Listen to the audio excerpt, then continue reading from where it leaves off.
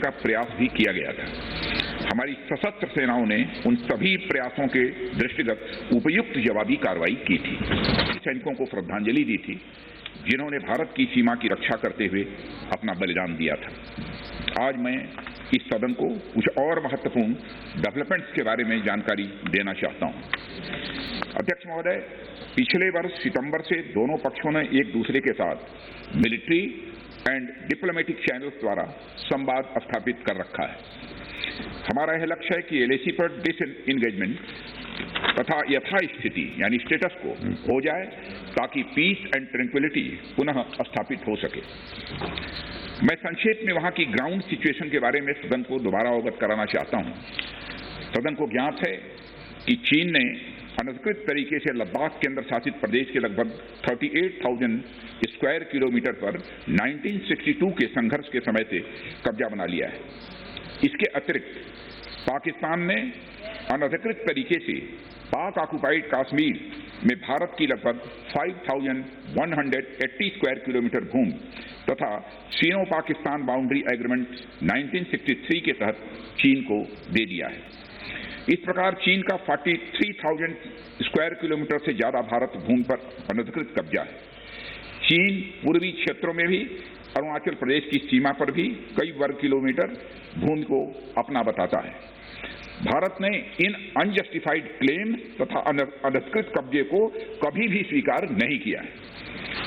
और अध्यक्ष महोदय, मैं सदन को यह भी बताना चाहता हूं कि भारत ने चीन को हमेशा यह कहा है कि बाइलेटरल रिलेशन दोनों पक्षों के प्रयास से ही विकसित हो सकते हैं। साथ साथ ही सीमा के प्रश्न को भी बातचीत के जरिए ही हल किया जा सकता है। परंतु एलएसी पर पीस एंड ट्रैंक्विलिटी में किसी प्रकार की प्रतिकूल स्थिति का हमारी बाइलेटरल टाइज पर बुरा असर पड़ता है। इससे चीन भी अच्छी तरह से अवगत है। कई हाई लेवल ज्वाइंट स्टेटमेंट में भी यह जिक्र किया गया है कि एलएसी तथा सीमाओं पर पीस एंड ट्रैंक्विलिटी कायम रखना बाइलेटरल रिलेशन के लिए यह अत्यंत आवश्यक है। अध्यक्ष महोदय, पिछले वर्ष से चीन के द्वारा उठाए गए कदमों के कारण पीस एंड ट्रैंक्विलिटी पर प्रतिकूल असर पड़ा है। इसके फलस्वरूप चीन और भारत के संबंधों पर भी प्रभाव पड़ा है। उच्च स्तर पर चीन के साथ कई बार बातचीत के दौरान, जिसमें मेरे द्वारा चीनी रक्षा मंत्री के साथ पिछले सितंबर की बैठक और मेरे सहयोगी विदेश मंत्री श्री जयशंकर जी की चीनी विदेश मंत्री के साथ तथा एनएसए श्री अजीत डोभाल की अपने चीनी काउंटर पार्ट के साथ बातचीत भी शामिल है। हमने यह स्पष्ट कर दिया है कि यह अत्यंत आवश्यक है कि एलएसी के सभी फ्रिक्शन पॉइंट पर डिसएंगेजमेंट किया जाए ताकि पीस एंड ट्रैंक्विलिटी पुनः स्थापित हो सके। अध्यक्ष महोदय, पिछले वर्ष मैंने इस सदन को अवगत कराया था कि एलएसी के आसपास ईस्टर्न लद्दाख में कई फ्रिक्शन एरियाज बन गए हैं। चीन ने बड़ी संख्या में सेना एवं गोला बारूद भी एलएसी के आसपास तथा उसके पीछे अपने क्षेत्रों में इकट्ठा कर लिया है। हमारे सशस्त्र सेनाओं द्वारा भी भारत की सुरक्षा की दृष्टि से एडिक्वेट तथा इफेक्टिव काउंटर डिप्लॉयमेंट भी किए गए हैं। मुझे यह बताते हुए अध्यक्ष महोदय गर्व की अनुभूति हो रही है कि भारतीय सेनाओं ने इन सभी चुनौतियों का डटकर सामना किया है तथा अपने शौर्य और बहादुरी का परिचय पैंगोंग त्सो के साउथ एवं नॉर्थ बैंक पर दिया। सामरिक दृष्टि से महत्वपूर्ण कई क्षेत्रों को चिन्हित कर हमारी सेनाएं कई पहाड़ियों के ऊपर तथा हमारे दृष्टिकोण से उपयुक्त अन्य क्षेत्रों पर मौजूद हैं। भारतीय सेनाएं अत्यंत बहादुरी से लद्दाख की ऊंची दुर्गम पहाड़ियों तथा कई मीटर बर्फ के बीच में भी सीमाओं की रक्षा करते हुए अडिग हैं और इसी कारण हमारा एज बना हुआ है। अध्यक्ष महोदय, और हमारी सेनाओं ने इस बात पर भी यह साबित करके दिखाया है कि भारत की संप्रभुता एवं अखंडता की रक्षा करने में वे सदैव हर चुनौती से लड़ने के लिए तत्पर हैं और अनवरत कर रहे हैं। अध्यक्ष महोदय, पिछले वर्ष में मिलिट्री एंड डिप्लोमेटिक स्तर पर चीन के साथ हमारा संवाद बना रहा है। इस बातचीत में हमने चीन को यह बताया है कि 3 सिद्धांतों के आधार पर इस समस्या का समाधान हम चाहते हैं। फर्स्ट, दोनों पक्षों द्वारा एलएसी को माना जाए और उसका आदर किया जाए। सेकंड, किसी भी पक्ष द्वारा यूनिलैटरली स्टेटस को बदलने का प्रयास नहीं किया जाए। थर्ड, सभी समझौतों का दोनों पक्षों द्वारा पूर्ण रूप से पालन किया जाए। ये 3 बातें उनके समक्ष रखी गई थी। फ्रिक्शन क्षेत्रों में डिसएंगेजमेंट के लिए भारत का यह मत है कि 2020 की फॉरवर्ड डिप्लॉयमेंट जो एक दूसरे के बहुत नजदीक है वे दूर हो जाएं और दोनों सेनाएं वापस अपनी अपनी अस्थायी एवं मान्य चौकियों पर लौट जाएं। अध्यक्ष महोदय, बातचीत के लिए हमारी स्ट्रेटजी तथा अप्रोच माननीय प्रधानमंत्री जी के इस दिशा निर्देश पर आधारित है कि हम अपनी 1 इंच जमीन भी किसी और को नहीं लेने देंगे। हमारे दृढ़ संकल्प का ही यह फल है कि हम समझौते की स्थिति पर पहुंच गए हैं। इन दिशा निर्देशों के दृष्टिगत सितंबर 2020 से लगातार मिलिट्री एंड डिप्लोमेटिक लेवल पर दोनों पक्षों में कई बार बातचीत हुई है कि इस डिसएंगेजमेंट का म्यूचुअली एक्सेप्टेबल तरीका निकाला जाए। यह बातचीत हुई है। अभी तक सीनियर कमांडर्स के स्तर पर 9 राउंड्स की बात हो चुकी है।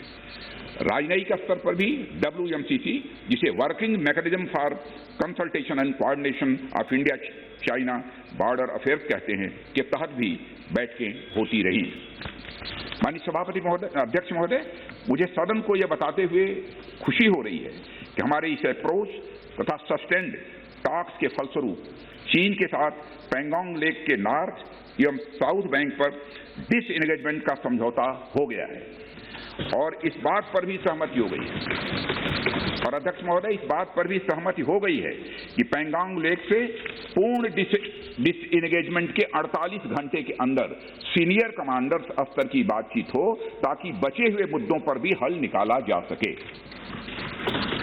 अध्यक्ष महोदय, पैंगोंग लेक एरिया में चीन के साथ डिसएंगेजमेंट का जो समझौता हुआ है उसके अनुसार दोनों पक्ष फॉरवर्ड डिप्लॉयमेंट को फेज, कोऑर्डिनेटेड और वेरीफाइड मैनर में हटाएंगे। चीन अपनी सेना की टुकड़ियों को नॉर्थ बैंक में फिंगर 8 के पूरब की दिशा की तरफ रखेगा। मैं फिर से दोहराना चाहता हूं अध्यक्ष महोदय, चीन अपनी सेना की टुकड़ियों को नॉर्थ बैंक में फिंगर 8 के पूरब की दिशा में की तरफ रखेगा। आप रुक जाइए, मैं बताता हूं, रुक जाइए। माननीय सर, प्लीज प्लीज प्लीज बताएंगे माननीय राजनाथ सिंह जी, रिपोर्ट में नहीं जाना। नॉर्थ बैंक में फिंगर 8 के पूरब की दिशा की तरफ रखेगा और इसी तरह भारत भी अपनी सेना की टुकड़ियों को फिंगर 3 के पास अपने permanent base Dhan Singh Rana post पर रखेगा। इसी तरह की कार्रवाई साउथ बैंक एरिया में भी दोनों पक्षों द्वारा की जाएगी। ये कदम आपसी समझौते के तहत बढ़ाए जाएंगे तथा जो भी निर्णय आदि दोनों पक्षों द्वारा अप्रैल 2020 से नॉर्थ एंड साउथ बैंक पर किया गया है उन्हें हटा दिया जाएगा और पुरानी स्थिति बना दी जाएगी। अध्यक्ष महोदय, यह भी तय हुआ है कि दोनों पक्ष नॉर्थ बैंक पर अपनी सेना की गतिविधियां, जिसमें परंपरागत स्थानों की पेट्रोलिंग भी सम्मिलित है, को अस्थायी रूप से स्थगित रखेंगे। पेट्रोलिंग तभी शुरू की जाएगी जब सेना एवं राजनयिक स्तर पर आगे बातचीत करके समझौता बनेगा और इस समझौते पर कार्रवाई कल से नॉर्थ एंड साउथ बैंक पर प्रारंभ हो गई है। और अध्यक्ष महोदय, सदन को इस बात की भी मैं जानकारी देना चाहता हूं कि मेरी अभी तक की जानकारी, मैंने स्टेटमेंट देने के लिए जब मैं सदन में आ रहा था तब तक की जो जानकारी है, मेरी अभी तक की जानकारी के अनुसार जो समझौता हुआ है उसका क्रियान्वयन अभी तक, मैं फिर से दोहरा, अभी तक ठीक तरीके से हो रहा है। अभी तक दोनों तरफ से सारी बख्तरबंद गाड़ियां अपने परमानेंट बेस पर वापस जा चुकी हैं, ये हमको जानकारी मिली। अध्यक्ष महोदय, मैं इस सदन को आश्वस्त करना चाहता हूं कि इस बातचीत में हमने कुछ भी खोया नहीं और आगे की बात नहीं बोलना चाहूंगा। अध्यक्ष महोदय, आगे की बात नहीं बोलना चाहता। मैं फिर से बात दोहरा,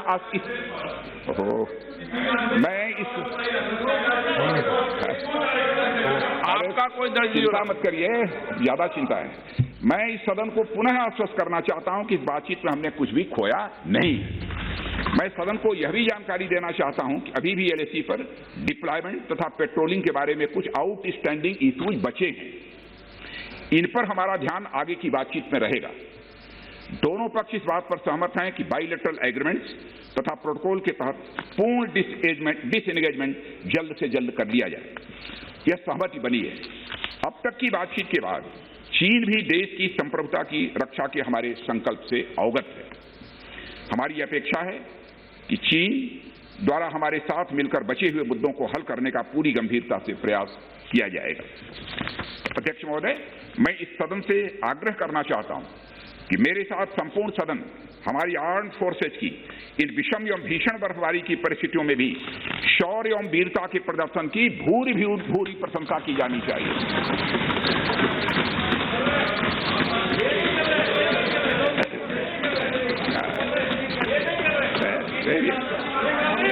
सभापति महोदय, मैं अध्यक्ष महोदय, मैं यह भी कहना चाहता हूं कि जिन शहीदों के शौर्य और पराक्रम की नींव पर डिसएंगेजमेंट आधारित है, उन्हें देश सदैव याद रखेगा। अध्यक्ष महोदय, मैं आश्वस्त हूं कि यह पूरा सदन, चाहे कोई भी किसी दल का क्यों न हो, देश की संप्रभुता, एकता, अखंडता और सुरक्षा के प्रश्न पर एक साथ खड़ा